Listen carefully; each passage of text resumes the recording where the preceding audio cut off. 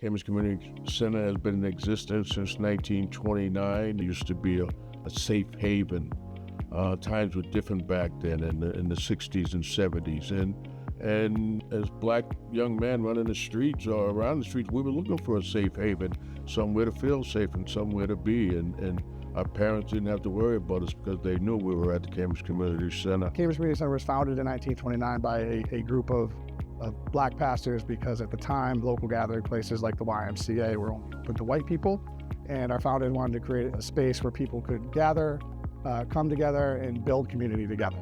And we still live by that motto. And by building community together over the course of the past 95 years, we made the lives of a lot of people better. The project is to create a resilient hub for CCC, which is a community center in Cambridge. And it's kind of a reflection of what they did when the pandemic came. You know, the pandemic was a kind of an altering experience for the whole neighborhood. And they ended up being a place where everyone had to come. You know, they had power up for people who couldn't go to school because, you know, there was no internet at home. They couldn't do remotely.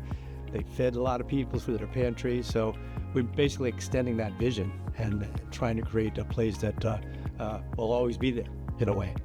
The Resilience Hub, what that does is it's going to actually create, it's going to improve the resiliency of our facility through a clean and resilient energy system that we're installing, which is going to include solar panels, battery storage, and a biodiesel generator. And what that will allow us to do is actually operate independent of the grid in the event of some sort of electrical disruption.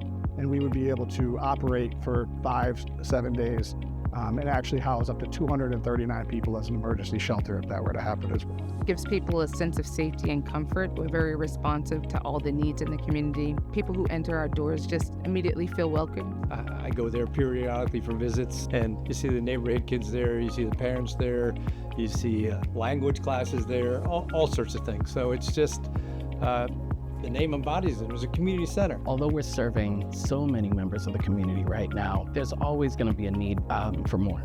There's always going to be a demand. I think in our future, we have some plans to expand our service scope, but also even our space. We would love to be able to occupy more space in the community. We'd love to be able to make our programs replicable, and which we've already done to some extent, but to train other people to set up resiliency hubs around the city, around the state, and have more space, again, to provide our mental health services. Again, we just, have open arms, and if you come and knock on our door, we try to serve. It's an honor for me to be on this bus. We call our team a bus, and we support one another.